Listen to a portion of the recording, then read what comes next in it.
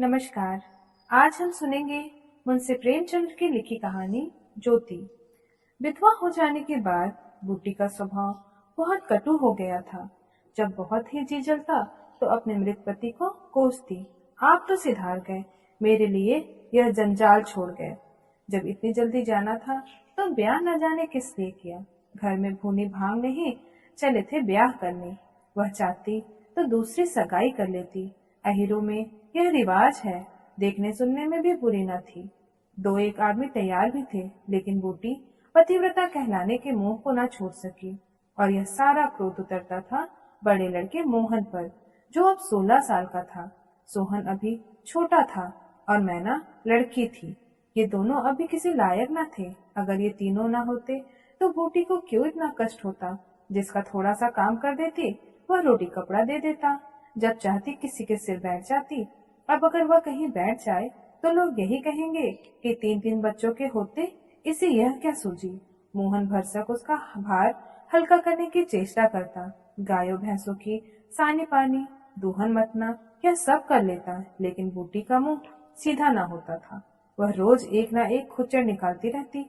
मोहन ने भी उसकी धुड़कियों की परवाह करना छोड़ दिया था। पति उसके सिर गृहस्थी का यह भार पटक कर क्यों चला गया, उसे यही गिला था। बेचारी का सर्वनाश ही कर दिया। न खाने का सुख मिला, न पहनने ओढ़ने का, न और किसी बात का। इस घर में क्या आई, मानो भट्टी में पड़ गई। उसकी वैवध्य साधना और अतृप्त भोग विलास में सदैव द्वंद सा मचा रहता था। उसकी जलन में उसके हृदय की सारी मृदुता जलकर भस्म हो गई थी। पति के पीछे और कुछ नहीं तो बूटी के पास 4-5 सौ के गहने थे, लेकिन एक एक करके सब उसके हाथ से निकल गए। उसी मोहल्ले में, उसकी बिरादरी में कितने ही औरतें थी जो उससे जेठी होने पर भी गहने झमकाकर, आंखों में काजल लगाकर, मांग में सिंदूर की मोटी सी रेखा डालकर मानो उसे जलाया करती थी। इसलिए अब उसने उनमें से कोई भी विधवा हो जाती तो बूटी को खुशी होती और यह सारी जलन वह लड़कों पर निकालती, विशेषकर मोहन पर। वह शायद सारे संसार की स्त्रियों को अपने ही रूप में देखना चाहती थी। कुत्था में उसे विशेष आनंद मिलता था। उसकी वंचित लालसा जल ना पाकर ओस चाट लेने में ही संतुष्ट होती थी। फिर यह कैसा संभव था कि मोहन के विषय में कुछ सुने और पेट में डाल ले। मोहन जो ही संध्या शाम समय दूध बेचकर घर आया, बूटी ने कहा, देखती हूँ तू अब सांड बनने पर उतारू हो गया है। मोहन ने प्रश्न के भाव से देखा, कैसा सांड, बात क्या है? तू रुपया के छिप छिप पर क्यों हंसता बोलता? उस पर कहता है कैसा सांड, तुझे लाज नहीं आती? घर में पैसे पैसे की तंगी है और वहाँ उसके लिए पान लाए जाते हैं, कपड़े रंगाए जाते हैं। मोहन ने विरोध का भाव धारण किया। अगर उसने मुझसे 4-5 पैसे के पान मांगे तो क्या करता? कहता कि पैसे दे तो लाऊंगा। अपनी धोती रंगने को दी, उससे रंगाई मांगता। मोहल्ले में तो तू ही एक धनी सेठ है और किसी से उससे कुछ नहीं कहा। यह वह जाने, मैं क्या बताऊं? तुझे अब छैला बनने की सूझती है। घर में भी कभी एक पैसे का पान लाया? यहाँ पान किसके लिए लाता? क्या तेरे लेखे? घर में सब मर गए। मैं ना जानता था तुम पान खाना चाहती हो। संसार में 1 रुपया ही पान खाने के जोग है। शौक श्रृंगार की भी तो उमरिया होती है। बूटी जल उठी। उसे बुढ़िया कह देना उसकी सारी साधना पर पानी फेर देना था। बुढ़ापे में उन साधनों का महत्व ही क्या, जिस त्याग कल्पना के बल पर वह स्त्रियों के सामने सिर उठाकर चलती थी, उस पर इतनी कुठाधार। इन्हीं लड़कों के पीछे उसने अपनी सारी जवानी धूल में मिटा दी। उसके आदमी को मरे आज 5 साल हुए, तब उसकी चढ़ती जवानी थी। 3 बच्चे भगवान ने उसके गले मर दिए, नहीं तो अभी वह है ही कितने दिन की। चाहती तो आज वह भी होठ लाल किए, पाँव में महावर लगाए, अनवट बिछुए पहने मटकती फिरती। यह सब उसने उस लड़कों के कारण ही त्याग दिया और आज मोहन ने उसे बुढ़िया कह दिया। रुपया उसके सामने खड़ी कर दी जाए तो चुहिया सी लगे। फिर भी वह जवान है और बूटी बुढ़िया है। वह बोली, हाँ और क्या, मेरे लिए तो अब फटे चीथड़े पहनने के दिन है। अब तेरे बाप मरे, मैं रुपये से 2-4 साल ही बड़ी थी। उस वक्त कोई घर लेती, तुम लोगों में पता नहीं लगता, गली गली भीख मांगते फिरते। लेकिन मैं कह देती हूँ, अगर तू फिर उससे बोला तो या तो तू इस घर में रहेगा या फिर मैं रहूंगी। मोहन ने डरते डरते कहा, मैं उसे बात दे चुका हूँ अम्मा। कैसी बात? सगाई की। अगर रुपया मेरे घर में आई तो झाड़ू मार कर निकाल दूंगी। यह सब उसकी माँ की माया है वह कुटनी मेरे लड़के को मुझसे छीन लेती है। रान में इतनी भी नहीं देखी जाती, चाहती है कि उसे सौत बनाकर छाती पर बैठा दे। मोहन ने व्यथित कंठ से कहा, अम्मा, ईश्वर के लिए चुप रहो, क्यों अपना पानी आप खो रही हो? मैंने तो समझा था 4 दिन में मैना अपने घर चली जाएगी, तुम अकेली पड़ जाओगी, इसलिए उसे लाने की बात सोच रहा था। अगर तुम्हें बुरा लगता है तो जाने दो, तू आज से ही यहाँ आंगन में सोया कर और गाय भैंसे बाहर पड़ी रहेंगी। पड़ी रहने दे, कोई डाका नहीं पड़ जाता। मुझ पर तूने इतना संदेह है? हाँ, तो मैं यहाँ न सोऊंगा, तो निकल जा घर से। हाँ, तेरी यही इच्छा है तो निकल जाऊंगा। मैना ने भोजन पकाया तो मोहन ने कहा, मुझे भूख नहीं है। बूटी उसे मनाने न आई। मोहन का युवक हृदय माता के इस कठोर शासन को किस तरह स्वीकार नहीं कर सकता। उसका घर है, ले ले, अपने लिए वह कोई दूसरा ठिकाना ढूंढ लेगा। रुपया ने उसके रूखे जीवन में एक स्निग्धता भर दी थी। जब वह एक अव्यक्त कामना में चंचल हो रहा था, जीवन को सुना सुना लगता था। रुपये ने नौ बसंत की भांति आकर उसे पल्लवित कर दिया। मोहन को जीवन में एक मीठा स्वाद मिलने लगा। कोई काम करना होता पर ध्यान रुपया की ओर लगा रहता। सोचता उसे क्या दे दे कि वह प्रसन्न हो जाए। अब वह कौन सा मुंह लेकर उसके पास जाए? क्या उससे कहे कि अम्मा ने मुझे तुझसे मिलने को मना किया है? अभी कल ही तो बरगद के नीचे दोनों ने कैसी कैसी बातें हुई थी। मोहन ने कहा, रूपा, तुम इतनी सुंदर हो, तुम्हारे 100 ग्राहक निकल आएंगे। मेरे घर तुम्हारे लिए क्या रखा है? इस पर रुपया ने जवाब दिया था, वह तो संगीत की तरह अब भी उसके प्राण में बसा हुआ था। मैं तो तुमको चाहती हूँ मोहन, अकेले तुमको। परगने के चौधरी हो जाओ तब भी मोहन हो, मजदूरी करो तब भी मोहन हो। उससे रुपए से आज जाकर कहें कि मुझे अब तुमसे कोई सरोकार नहीं। नहीं, यह नहीं हो सकता। उसे घर की परवाह नहीं है। वह रुपया के साथ माँ से अलग रहेगा। इस जगह ना सही, किसी दूसरे मोहल्ले में सही। इस वक्त भी रुपया उसकी राह देख रही होगी। कैसे बड़े अच्छे बेड़े लगाती है। कहीं अम्मा सुन पाए कि वह रात को रुपये के द्वार पर गया था तो प्राण ही ना दे दे। दे दे प्राण, अपने भाग का तो नहीं बखानती कि ऐसी देवी बहू मिल जाती। न जाने क्यों रुपया से इतना चिढ़ती है। वह जरा पान खा लेती है, जरा साड़ी रंग कर पहनती है, बस यही तो। चूड़ियों की झनकार सुनाई दी। रुपया आ रही है। हाँ, वही है। रुपया उसके सिरहाने आकर बोली, सो गए क्या मोहन? घड़ी भर से तुम्हारी राह देख रही हूँ, आए क्यों नहीं? मोहन नींद का मक्कर किए पड़ा रहा। रुपये ने उसका सिर हिलाकर फिर कहा, क्या सो गए मोहन? उन कोमल उंगलियों के स्पर्श में क्या सिद्धि थी, कौन जाने। मोहन की सारी आत्मा उन्माद हो उठी। उसके प्राण मानो बाहर निकलकर रुपये के चरणों पर समर्पित हो जाने के लिए उछल पड़े। देवी वरदान के लिए सामने खड़ी है। सारा विश्व जैसे नाच रहा है। उसे मालूम हुआ जैसे उसका शरीर लुप्त हो गया है। केवल वह एक मधुर स्वर की भांति विश्व की गोद में चिपटा हुआ उसके साथ नृत्य कर रहा है। रुपये ने कहा, अभी से सो गए क्या जी? मोहन बोला, हाँ, जरा नींद आ गई थी रूपा। तुम इस वक्त क्या करने आई? कहीं अम्मा देख ले तो मुझे मार ही डाले। तुम आज आई क्यों नहीं? आज अम्मा से लड़ाई हो गई। क्या कहती थी? कहती थी रुपया से बोलेगा तो प्राण दे दूंगी। तुमने पूछा नहीं रुपये से क्यों चिढ़ती हो? अब उनकी बात क्या कहूँ रूपा, वह किसी का खाना पहनना नहीं देख सकती। अब मुझे तुमसे दूर रहना पड़ेगा। मेरा जी तो ना मानेगा। ऐसी बात करोगे तो मैं तुम्हें लेकर भाग जाऊंगा। तुम मेरे पास एक बार रोज आया करो, बस इसके अलावा और मैं कुछ नहीं चाहती। और अम्मा जो बिगड़ेगी तो मैं समझ गई, तुम मुझे प्यार नहीं करते। मेरा बस होता तो तुमको अपने प्राण में रख लेता। इसी समय घर के किवाड़ खटके और रुपया भाग गई। मोहन दूसरे दिन सोकर उठा तो उसके हृदय में आनंद का सागर सा भरा हुआ था। वह सोहन को बराबर डांटता रहता। सोहन आलसी था, घर के काम धंधे में जी ना लगता था। मोहन को देखते ही सोहन साबुन छिपाकर वहां से भाग जाने का अवसर खोजने लगा। मोहन ने मुस्कुराकर कहा, धोती बहुत मैली हो गई है सोहन, धोबी को क्यों नहीं दे देते? सोहन के इस स्नेह भरे शब्दों में स्नेह की गंध आई। धोबिन पैसे मांगती है तो पैसे अम्मा से क्यों नहीं मांग लेता? अम्मा कौन पैसे दिए देती है, तो मुझसे ले लो। यह कहकर उसने एक कन्या उसके हाथ पर फेंक दी। सोहन प्रसन्न हो गया। भाई और माता दोनों ही उसे धिक्कारते रहते थे। बहुत दिनों बाद आज उसे स्नेह की मधुरता का स्वाद मिला। एक कन्नी उठा ली और धोती को वहीं छोड़कर गाय को खोल कर ले चला। मोहन ने कहा, रहने दो, मैं इसे लिए जाता हूँ। सोहन ने पगहिया मोहन को देकर फिर पूछा, तुम्हारे चिलम रख लाऊं? जीवन में आज पहली बार सोहन ने भाई के प्रति ऐसा सद्भाव प्रकट किया था। इसमें क्या रहस्य है, यह मोहन भी समझ में नहीं आया। मोहन, आग को रख लाओ। मैंने सिर के बाल खोले, आंगन में बैठी घरौंदा बना रही थी। मोहन को देखते ही उसने घरौंदा बिगाड़ दिया और आंचल से बाल छिपाकर रसोई घर में बर्तन उठाने चली। मोहन ने पूछा, क्या खेल रही थी मैना? मैना डरती हुई बोली, कुछ नहीं तो। तू तो बहुत अच्छा घरौंदा बनाती है, जरा बना देखूं। मैना का रुआंसा चेहरा खिल उठा। प्रेम के सत में कितना जादू है। मुंह से निकलती ही जैसे सुगंध फैल गई। जिसने सुना उसका हृदय खिल उठा। जहाँ भय था वहाँ विश्वास चमक उठा।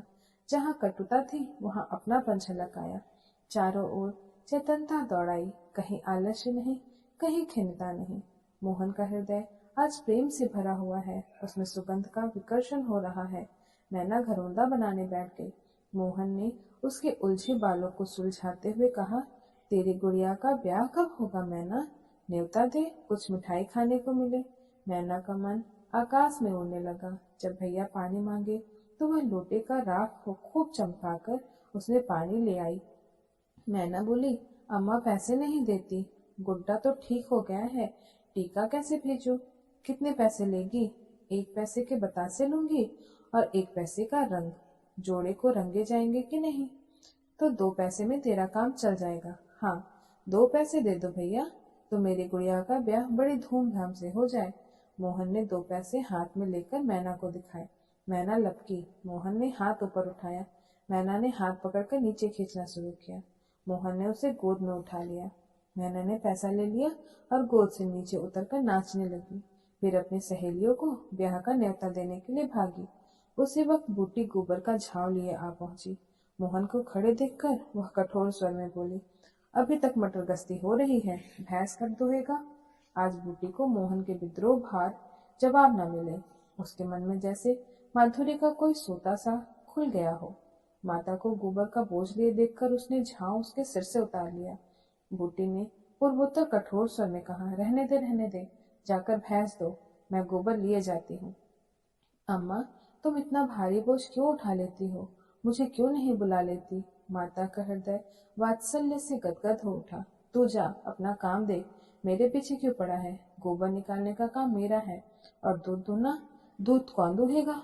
वह मैं करूंगा। तू इतना बड़ा जोधा है कि सारे काम कर लेगा। जितना कहता हूँ उतना कर लूंगा। तो मैं क्या करूंगी? तुम लड़कों से काम लो, जो तुम्हारा धर्म है। मेरी सुनता है कोई? आज मोहन बाजार में दूध पहुंचाकर लौटा तो पान, कत्था, सुपारी, एक छोटा सा पानदान और थोड़ी सी मिठाई लाया। बूटी बोली, आज पैसे कहीं फालतू मिल गए थे क्या? इस तरह उड़ाएगा तो कै दिन निबाह होगा? मैंने तो 1 पैसा भी नहीं उड़ाया अम्मा। पहले मैं समझता था तुम पान खाती ही नहीं, तो अब मैं पान खाऊंगी। हाँ और क्या, जिसके 2-2 जवान बेटे हो, क्या वह शौक भी ना करे? बूटी के सूखे कठोर हृदय में कहीं से कुछ हरियाली निकल आई। एक नन्ही सी कोपल थी, उसके अंदर कितना रस था। उसने मैना और सोहन को 1-1 मिठाई दे दी और मोहन को देने लगी। मिठाई तो लड़कों के लिए लाया था अम्मा, और तू तो बूढ़ा हो गया है। क्यों? इन लड़कों के सामने तो बूढ़ा ही हूँ, लेकिन मेरे सामने तो लड़का ही है। मोहन ने मिठाई ले ली। मैना ने मिठाई पाते ही गप से मुंह में डाल ली थी। वह केवल मिठाई का स्वाद जीभ पर छोड़कर कब की गायब हो चुकी थी। मोहन की ओर ललचाई आंखों से देखने लगी। मोहन ने आधा लड्डू तोड़कर मैना को दे दिया।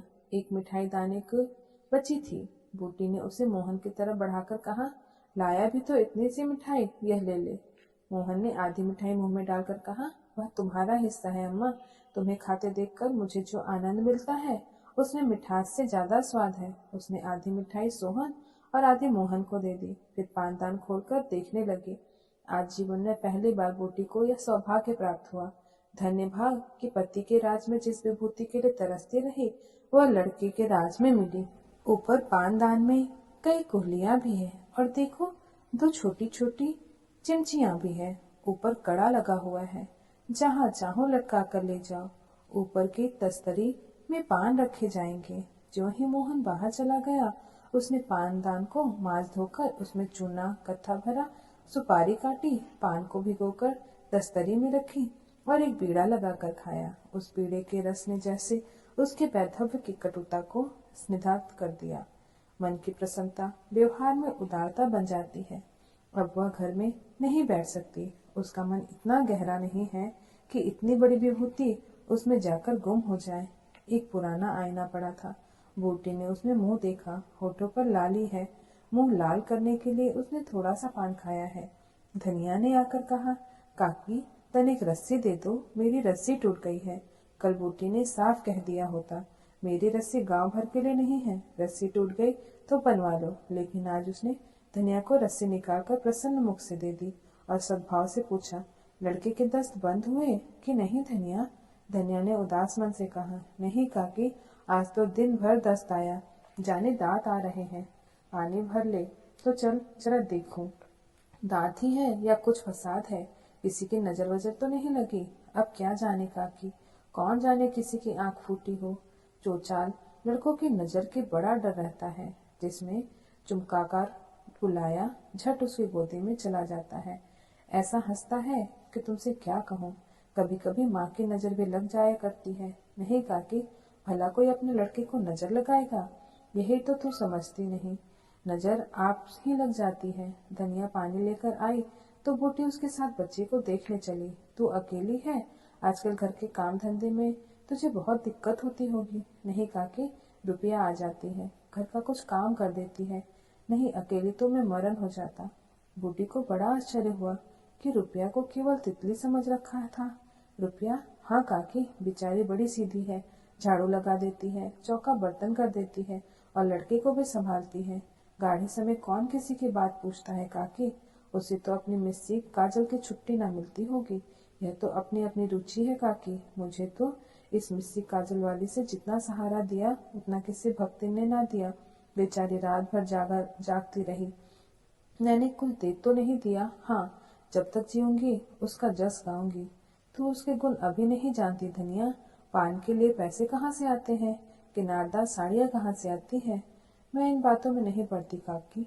फिर शौक श्रृंगार करने का किसका जी नहीं चाहता। खाने पहनने की यही तो उम्र है। धनिया ने बच्चे को खटोले पर सुला दिया। बूटी ने बच्चे के सिर पर हाथ रखा, पेट में धीरे धीरे उंगली गाड़ कर देखा, फिर नाभि पर हींग का लेप लगाने को कहा। इसी बीच रुपया बेनिया लाकर उसे झलने लगी। बूटी ने कहा, ला बेनिया मुझे दे दे, मैं डुला दूंगी। तो क्या छोटी हो जाऊंगी? तो दिन भर यहाँ काम धंधा करती है, थक गई होगी। तुम इतनी भली मानस हो और यहाँ लोग कहते हैं कि तुम गालिब से बात करती हो। मारे डर के तुम्हारे पास न आई। बूटी मुस्कुराई। लोग झूठ तो नहीं कहते, मैं आंखों में देखूं, मानो में कानों की सुनूं। बूटी ने सोचा, दूसरी लड़की होती तो मेरी ओर मुझसे मुंह फेर लेती, मुझसे जलती, मुझसे ऐंठती। इससे तो जैसे कुछ मालूम ही ना हो सकता है मोहन ने इसे कुछ ना कहा हो। हाँ, यही बात है। आज रुपया बूटी को बड़ी सुंदर लगी। ठीक तो है, अभी शौक श्रृंगार ना करेगी तो कब करेगी। शौक श्रृंगार इसलिए बुरा लगता है कि ऐसे आदमी अपने भोग विलास में मस्त रहते हैं। किसी के घर में आग लग जाए उनसे मतलब नहीं, उनका काम तो खाली दूसरे को रिझाना है। जैसे अपने रूप की दुकान सजाए राह चलतों को बुलाती है कि जरा इस दुकान की सैर भी करते जाइए। लेकिन उपकारी प्राणियों का श्रृंगार बुरा नहीं लगता, नहीं बल्कि और अच्छा लगता है। इससे मालूम होता है कि इसका रूप जितना सुंदर है उतना ही मन भी सुंदर है। फिर कौन नहीं चाहता कि लोग उनके रूप का बखान करें। किसी दूसरे की आंखों में छुप जाने की लालसा नहीं होती। बूटी का यौवन कब विदा हो चुका, फिर भी यह लालसा उसे बनी हुई है। कोई उसे रस भरी आंखों से देख लेता तो उसका मन कितना प्रसन्न हो जाता है। जमीन पर पांव नहीं पड़ते। फिर रूपा तो भी जवान है। उस दिन में रूपा प्रायः 2-1 बार नित्य बूटी के घर आती। बूटी ने मोहन से आग्रह करके उसके लिए अच्छी सी साड़ी मंगवा दी। अगर रूपा कभी बिना काजल लगाए या बेरंग साड़ी पहने आ जाती तो बूटी कहती, बहू बेटियों को यह जोगिया भेष अच्छा नहीं लगता, यह भेष तो हम जैसी बुढ़िया के लिए है। रूपा ने एक दिन कहा, तुम बूढ़ी काहे की हो गई अम्मा? लोगों को इशारा मिल जाए तो भौरे की तरह तुम्हारे द्वार पर धरना देने लगे। बूटी ने मीठे तिरस्कार के साथ कहा, चल मैं तेरी माँ की सौत बन जाऊंगी। अम्मा तो बूढ़ी हो गई, तो क्या तेरे दादा भी जवान बैठे हैं? हाँ, ऐसा बड़ी अच्छी मिट्टी है उनकी। बूटी ने उसकी ओर रस भरी आंखों से देखकर पूछा, अच्छा बता, मोहन से तेरा ब्याह कर दूं? रूपा लजा गई, मुख पर गुलाब की आभा दौड़ाई। आज मोहन दूध बेच कर लौटा तो बूटी ने कहा, कुछ रुपए पैसे जुटा ले, मैं रूपा के साथ तेरी बातचीत कर रही हूँ। धन्यवाद।